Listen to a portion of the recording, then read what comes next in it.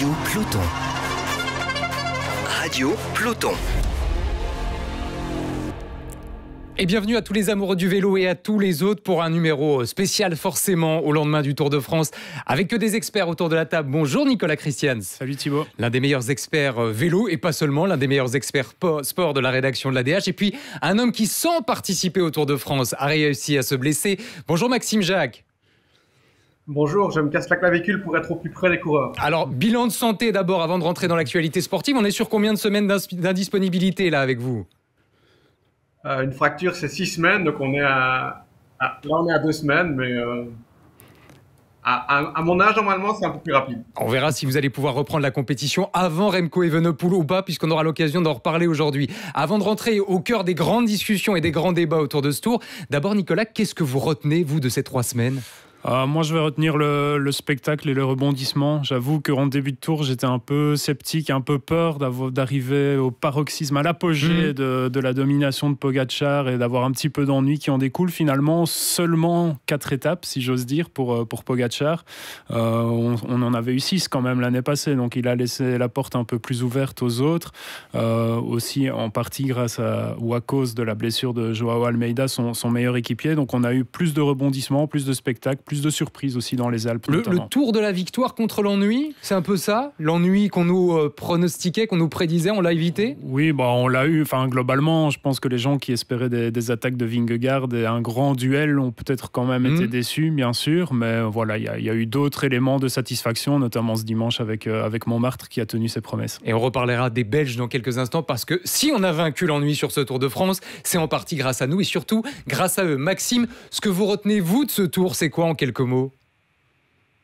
En un mot, moi, c'est les stars. Je trouve qu'elles ont été omniprésentes. Van der Poel en début de tour, une victoire, le maillot jaune. Pogačar, évidemment. Van Aert, pour la dernière étape. On a l'habitude de dire qu'un Tour de France, c'est une classique tous les jours. Ça a été le cas, il suffit de regarder les noms des vainqueurs d'étape. Il y a aussi d'autres nouvelles stars comme Lipovic, une rock star comme Benny Lee, une American star comme Quinn Simons. Donc ouais, c'était vraiment le tour des stars. Et qui vont jusqu'au bout d'ailleurs de la mise en scène avec cette demande en mariage que vous avez vécue hier sur les Champs-Élysées qui fait le tour des réseaux sociaux. On a parlé des stars, on a parlé de victoire contre l'ennui et Pogačar sera forcément au milieu de tout ça. Pogačar qui est au centre de toutes les conversations avec un Tour de France certes marqué par un triomphe une nouvelle fois, 4 victoires, vous l'avez rappelé Nico, mais aussi des signes de fatigue, voire de burn-out. Est-ce qu'on était presque sur le tour de trop pour Tadej Pogačar ou tout ça, comme le diront peut-être certains esprits complotistes, c'est un peu de la mise en scène pour quelque part retrouver l'affection du public ? La mise en scène, je ne sais pas s'il calcule jusque-là quand même, mais effectivement, on voit une petite faille quand même qui se dessine tout doucement dans la carapace de Pogačar. C'est peut-être plus sur le plan mental. On a eu Timo Ehlens qui a rappelé quand même à quelques jours de l'arrivée au micro de la RTBF qu'il y avait pas mal de sollicitations au Tour de France, que ça pouvait fatiguer. On a vu Pogačar se lasser, je pense, un peu des critiques envers Nils Politt sur l'étape du Ventoux, où on a un peu accusé la formation UAE Emirates de faire trop la police, de vouloir trop contrôler la course. Je pense qu'il y a des petites choses qui ont pu agacer en interne Pogačar, qui l'ont un peu fatigué. On l'a beaucoup entendu dire en dernière semaine qu'il avait hâte que ça se termine, de valider sa victoire, mais voilà, jusqu'à Paris où quand même il a retrouvé la joie de courir sur l'étape de Montmartre ce dimanche. Avant ça, il y avait un petit peu d'ennui, de lassitude. À la Plagne, on l'a vu emmener le groupe des favoris sans vraiment essayer d'aller gagner l'étape outre mesure. Donc voilà, peut-être qu'il y a un début de burn-out. Il en a parlé lui-même après le tour. Le mot a été prononcé, le mot burn-out, en disant « moi aussi, un jour, je pourrais tomber en burn-out ». Tout ça, Maxime, fait un peu écho à la fragilité affichée et assumée de Remco Evenepoel, qui a dit « je suis fier d'avoir montré que j'étais un humain, que j'avais mes limites ». Est-ce que c'est quelque part la réponse à distance de Tadej Pogačar ? Oui, c'est un petit peu un parallèle qu'on peut faire. Parce qu'il y en a un qui a gagné et l'autre qui n'a pas gagné. Et malgré ça, il y a une similitude au niveau mental, mais je pense que ça vient surtout du fait qu'aujourd'hui, pour être au top niveau dans une course cycliste comme le Tour de France, les sacrifices sont tellement énormes au niveau privé, au niveau mental, au niveau nutrition, au niveau vie sociale, ils font le sacrifice tellement jeune qu'à 25-26 ans, on a déjà l'impression d'être entre guillemets un vieux et d'avoir fait ça depuis des années, depuis 10, parfois 15 ans. On sait qu'aujourd'hui, les jeunes font professionnels de plus en plus tôt et il y a tout simplement une lassitude, une envie de vivre une autre vie. On sait que Pogačar, par exemple, est un gars qui aime la vie et quand il est souriant, c'est parce qu'il aime être sur son vélo. Et sur cette dernière semaine du Tour, on a eu l'impression que pour lui, le vélo, c'était plus un travail. Et forcément, dans ces cas-là, c'est un petit peu moins gai. Maxime, l'autre sport dans votre vie, tout le monde le sait, c'est le football évidemment. Il y a un parallèle à faire avec l'arrêt précoce, par exemple, d'un Eden Hazard qui a démarré aussi très tôt, qui a peut-être été lassé par le football plus tôt que certains. Est-ce qu'on risque d'arriver vers ce type de scénario dans le cyclisme aussi dans les prochaines années ? Bien sûr, quand on voit Pogačar qui dit moi je vais aller jusqu'aux Jeux Olympiques de Los Angeles et puis après je verrai, il ouvre la porte à une fin de carrière, il laisse comprendre qu'il n'ira pas jusqu'à 36, 37, 38 ans et que peut-être qu'à 30 ans, il se retirera du cyclisme en ayant tout gagné, mais en n'ayant peut-être pas fait une carrière ultra longue comme on pouvait l'imaginer il y a encore quelques années. Donc oui, le parallèle est à faire sur le côté, tout ce qui est extérieur en fait à la course et au match en lui-même pour faire le parallèle avec les foot. Je pense que ça fatigue la famille aussi et à un moment donné ça fatigue l'humain. Ça veut dire quoi, Nico ? Ça veut dire que la saison remplie de Tadej Pogačar, et on a dit à quel point il avait été présent du début à la fin. On n'est pas encore à la fin de cette saison cycliste, mais il était présent dès le début sur les classiques et sur le reste. C'est la dernière fois qu'on voit un Pogačar comme ça multiplier toutes les échéances et tous les jours de course ? Non, je pense pas justement. Je pense que les classiques ici amusent beaucoup. Et pour reprendre le bon parallèle avec Eden Hazard, Pogačar, il joue un peu le cyclisme comme Eden était le plus grand joueur au sens noble du terme. Pour lui, c'était vraiment un jeu et Pogačar, il a besoin que ce soit un jeu et on l'a vu dans les rues de Paris ce dimanche. Il a pris ça comme un jeu d'aller se battre avec des profils différents de coureurs dans un format un peu plus classique. Il a déjà dit Roubaix, je veux y retourner en 2026 pour gagner. J'ai fait 2e, mais j'ai adoré cette course et j'ai envie de la gagner. Et peut-être qu'un Tour de France, c'est devenu un peu moins un jeu pour lui parce qu'il y a plus de fatigue mentale, il y a plus de préparation. On met plus d'entraînement avant d'arriver le jour du match aussi. Mais vous cassez tout à fait l'image d'un Pogačar qui est à la chasse au record, qui est parfois perçu comme une machine et une machine à battre qui ne vit que pour ça. En fait, vous décrivez un Pogačar beaucoup plus joueur et plus humain que ce qu'on l'imaginait parfois. Ouais, je pense que d'une certaine manière, il a envie de cocher un maximum de succès, mais c'est vrai que sur le Tour de France, il a répondu à la question d'un journaliste hier. En 2026, vous avez l'occasion de gagner le 5e. On sait à quel point le chiffre 5 est symbolique sur le Tour avec Eddy Merckx et tous les autres grands champions qui l'ont gagné 5 fois. Pogačar, il a dit oui, bon, 5 fois ou pas, peu importe, ça ne m'intéresse pas plus que ça. Je pense qu'il a beaucoup plus envie de gagner Paris-Roubaix que de gagner un 5e Tour de France. On a déjà forcément, Maxime, les regards tournés vers 2026. C'est complètement fou d'imaginer aujourd'hui que Pogačar ne sera pas au départ de ce Tour de France-là ? Oui, il a laissé comprendre qu'il serait là parce qu'il doit simplement être présent en tant que leader charismatique de son équipe. Par contre, on avait imaginé à un moment donné qu'il ferait les 3 grands tours sur une saison. Là, je pense qu'on a compris que ça n'arrivera pas. C'est pas trop dans son mood actuel de se mettre ces exigences-là à un point d'entraînement et de haut niveau tel qu'il en deviendrait malheureux. Donc, c'est pas du tout dans son idéal. Il y a aussi un parallèle intéressant qui a été fait avec Novak Djokovic hier après la dernière étape où sur France Télé, on lui expliquait tiens, voilà, Djokovic, il va toujours chercher le record, être le plus grand, etc. Est-ce que vous, c'est aussi une mentalité que vous avez ? Lui, il disait non, pas du tout. Moi, je veux juste m'amuser, prendre les courses les unes après les autres et me faire plaisir. Et je pense qu'en se faisant plaisir, il nous fait plaisir. Et quand il se fait un peu moins plaisir, on a vu sur la dernière semaine que le spectacle est un petit peu moins au rendez-vous. Donc si je vous comprends bien, il n'y avait absolument pas de mise en scène derrière ça, comme certains l'ont parfois, à tort ou à raison, supposé. Nico, pour clôturer sur le chapitre Pogačar, on sait à quoi elle va ressembler sa fin de saison ? On sait à quoi. En tout cas, lui, il dit que les 2 derniers grands objectifs de sa saison sont les championnats du monde au Rwanda, qui vont être extrêmement difficiles et donc taillés pour lui, et le Tour de Lombardie, où là, effectivement, il est parti pour battre certains records de victoires. Il y aura forcément des courses de préparation avant ça. On ne sait pas encore lesquelles, je pense. Et alors, pour en revenir au Tour, je pense que, comme dit Max, il sera là l'année prochaine. Par contre, si on se projette à plus long terme, il a déjà dit qu'un de ses grands objectifs de fin de carrière, entre guillemets, c'était les Jeux Olympiques de Los Angeles en 2028 et on sait que le calendrier cycliste risque d'être compliqué cette année-là parce que ces Jeux Olympiques de Los Angeles pourraient coïncider avec les dates du Tour de France et donc si on se projette jusqu'en 2028 dans 3 ans, là il se pourrait que Pogačar soit absent du Tour de France pour les JO. Ah ouais, la preuve qu'il devra sans doute engranger des records d'ici là. Alors que ce soit au championnat du monde ou en Lombardie, il croisera certainement sur sa route quelques coureurs belges qui sont au programme du 2e débat. On doit forcément dresser un bilan des Belges. On a beaucoup parlé de ces 6 victoires d'étape qui étaient relativement inattendues. Je crois qu'ici, vous aviez plutôt pronostiqué 5 sur un total. C'était un petit peu l'espoir. On est même au-delà de vos espérances, Nico. Oui, nous on avait dit 5, nos consultants avaient dit 7, donc on est plutôt bien tombé. Si on se retrouve, on est sur les 6. Et puis au-delà des 6 victoires, moi je retiendrai surtout les 5 vainqueurs différents. Parce que Merlier en a gagné 2, mais à côté de ça, ils en ont tous gagné une, que ce soit Wout van Aert, Remco Evenepoel, Jasper Philipsen qui réussit quand même un Tour de France exceptionnel en seulement 2 jours finalement, de gagner une étape et porter le maillot jaune. Il y a beaucoup de sprinteurs qui auraient rêvé de ça. Et le dernier vainqueur d'étape, Tim Wellens. Voilà, donc 5 vainqueurs différents, c'est quelque chose quand on sait que la France, par exemple, n'en a eu qu'un. La plus belle, c'est laquelle pour vous, Maxime? Van Aert, parce qu'elle est relativement inattendue, qu'elle est ultra prestigieuse et qu'elle intervient à un moment de sa carrière où peut-être certains se posaient beaucoup de questions? Oui, parce que c'est Van Aert, on connaît son histoire, et parce qu'il a lâché Pogacar. Je pense qu'avec ces 2 éléments-là, on a effectivement la plus belle victoire belge du Tour. Mais je retiendrai aussi celle de Tim Wellens, la veille de la fête nationale, avec le maillot de champion de Belgique sur les épaules.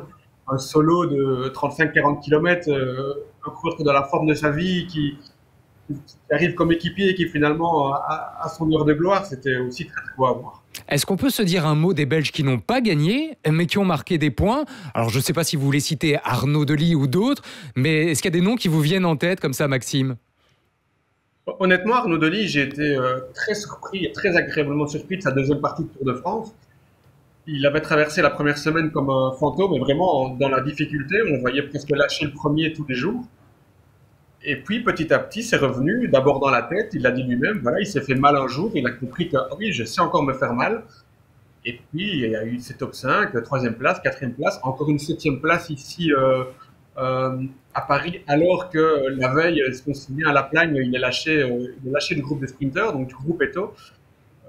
Donc il y a eu vraiment le grand écart un petit peu dans ce Tour de France pour Arnaud Delis, mais par rapport à tout ce qu'il a vécu ces derniers mois, ce serait fantastique de le voir à ce niveau-là. On irait jusqu'à dire, Nico, que si le Tour avait duré une semaine de plus, il en aurait gagné une? Ouais, c'est difficile à dire. Il serait peut-être monté en puissance, mais il y a beaucoup de gars dont on peut dire qu'ils auraient peut-être enfin gagné une étape avec une semaine de plus.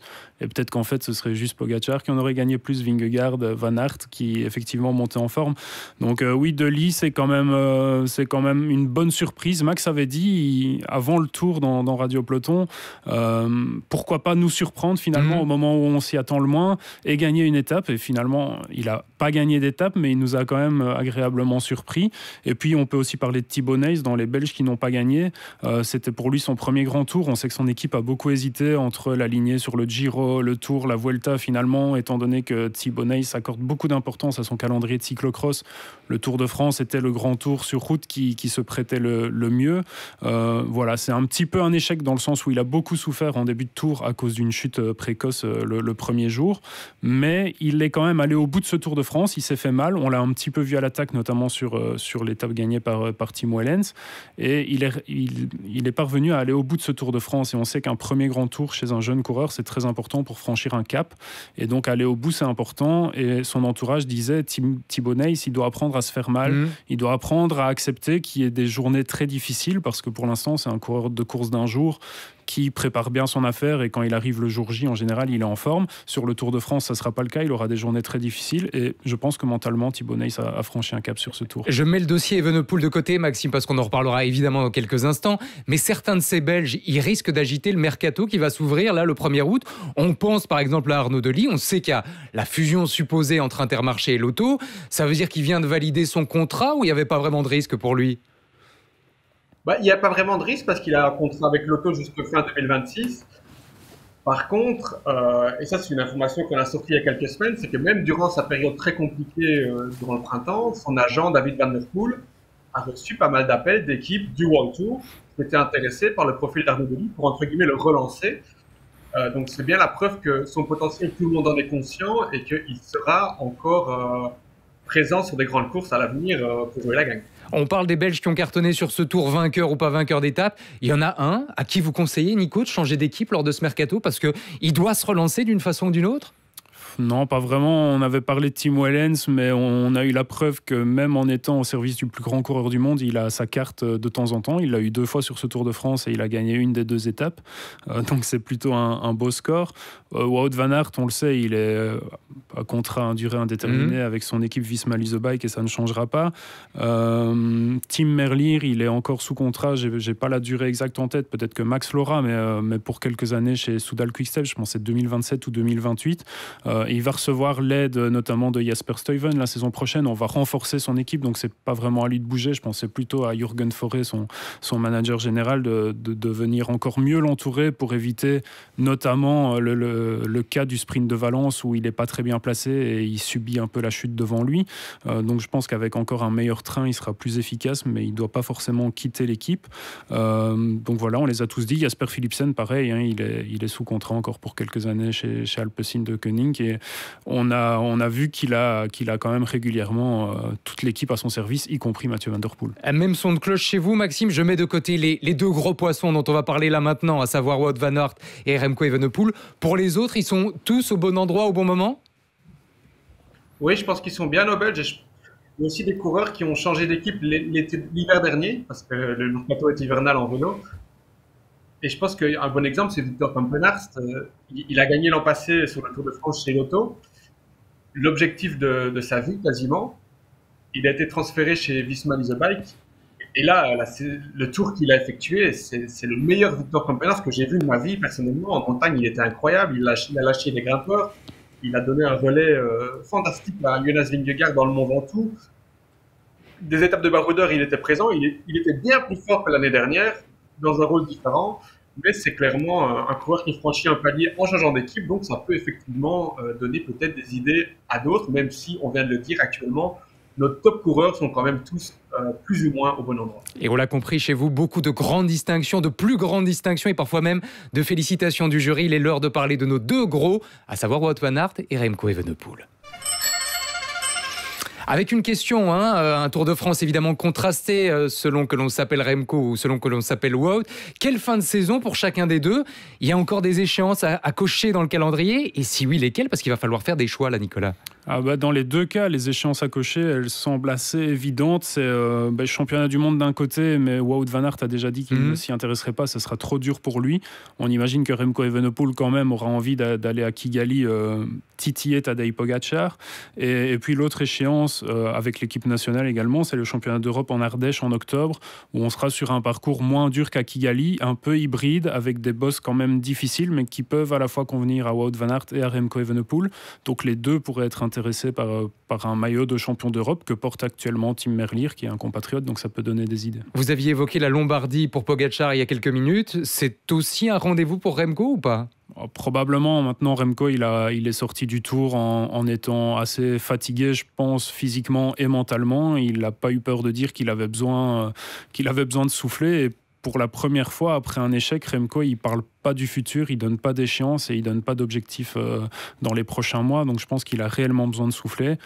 Mais on peut imaginer quand même qu'il sera en Lombardie, oui. Maxime, je crois que dans l'ADH de ce week-end, on officialisait quasiment, c'était une info de David Leher, le transfert de Remco Evenepoel vers Bora. Ce transfert va totalement bouleverser la fin de saison et il aura tendance à se préserver pour ouvrir une nouvelle page de son histoire. Ou au contraire, chez Soudal, on va vouloir un peu charger la barque en se disant tant qu'il est chez nous, profitons-en. Ouais, je pense qu'il y a un peu des 2, mais c'est surtout Remco qui va décider parce qu'on a bien compris qu'il était maître de sa carrière et que la carrière c'est pas un reproche très individuel. Donc je pense que pour lui, l'objectif principal, c'est le championnat d'Europe, parce qu'on sait qu'il a un petit côté collectionneur, Remco, et qu'il a déjà été champion du monde, tandis que champion d'Europe, il ne l'a pas encore été. Le parcours, on l'a dit, lui convient bien, et Pogacar devrait faire l'impasse sur ce championnat d'Europe, parce qu'il a privilégié le championnat du monde. Donc oui, il y a un gros objectif de fin de saison pour Remco Evenepoel. Il y a aussi, a priori, les classiques canadiennes, le Grand Prix Québec et le Grand Prix Montréal, où il devrait s'aligner et où il a toujours dit qu'il adorait ses courses et qu'il y avait des ambitions aussi en vue d'une préparation pour les mondiaux 2026 qui auront lieu au Canada. Mais ça veut dire, Maxime, qu'on risque d'arriver dans un monde où Remco Evenepoel va privilégier les courses où il risque de ne pas croiser Pogacar expressément ou pas? Mais on sait que lui, il a cet objectif de remporter les 3 grands tours dans sa carrière. À partir du moment où il a cet objectif et que Pogacar s'aligne au départ d'un grand tour, cet objectif de lui-même se réduit un petit peu. Les chances se réduisent. Donc forcément, je pense que Roglic l'a dit il y a quelques mois, moi je vais là où Pogacar ne va pas. C'est pour ça qu'il était au Giro cette année. Et voilà, il n'a pas gagné, il a abandonné. Mais oui, je pense qu'il y a beaucoup de coureurs qui réfléchissent aujourd'hui comme ça. Et si vous posez la question à Jonas Vingegaard de savoir s'il est content que Pogacar n'aille pas, parce que se dirige vers ça, n'aille pas la Vuelta, je pense qu'il vous répondra qu'il est plus content. Je sais que la question paraît un peu absurde après ce qu'il vient de traverser et avec ce qu'il traverse encore, mais voir Remco Evenepoel à la Vuelta, c'est impensable. Je pense que c'est impensable parce que Remco, pour s'aligner sur un grand tour dans les meilleures conditions, il a besoin de tout un processus de préparation qui englobe un stage en altitude de plusieurs semaines.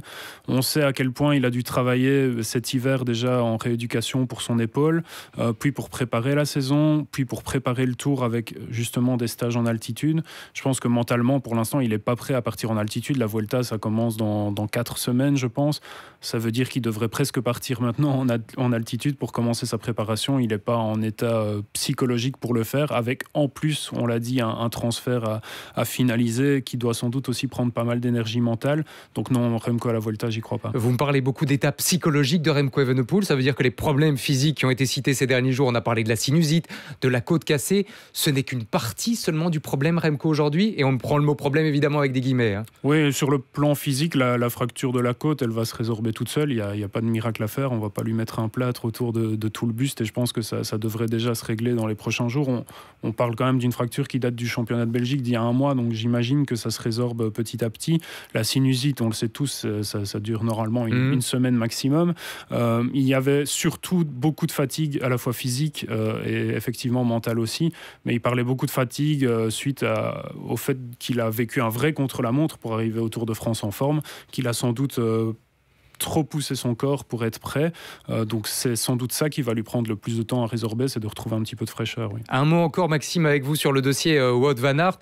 On aurait parlé peut-être il y a quelques jours d'une saison mitigée, voire un peu ratée. Il est vrai que cette victoire dimanche a tout changé. C'est bon pour lui, la saison est terminée, il peut presque s'arrêter là ?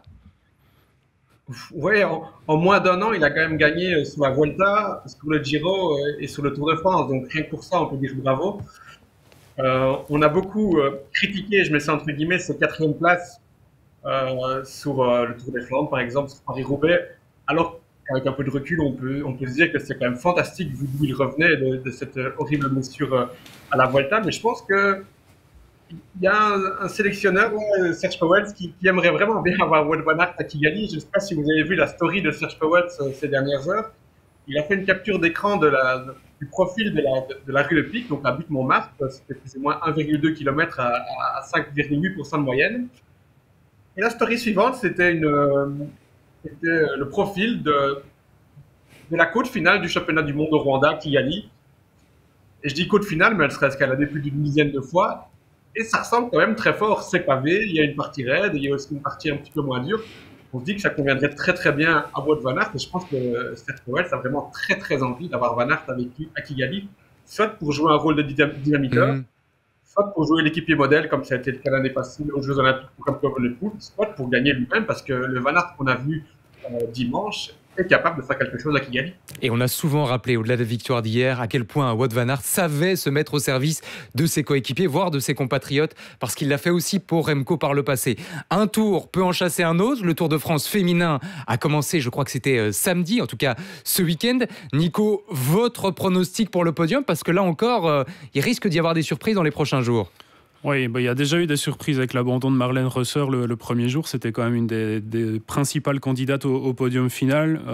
On pourrait parler de cyclisme féminin plus longuement. J'espère qu'on aura le temps de le faire la semaine prochaine pour débriefer du Tour féminin, tout en débriefant de la Classica San Sebastian. On a choisi pour les pronostics de se concentrer sur le Tour féminin et c'est très bien.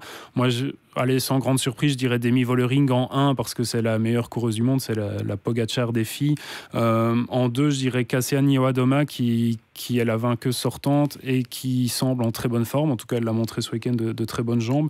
Et en 3, pour quand même sortir un nom un peu plus original, je vais dire la gagnante de Liège-Bastogne-Liège, qui est Kim Lecourt, la coureuse mauricienne qui semble également très affûtée, qui est la maillot jaune actuelle ce lundi matin.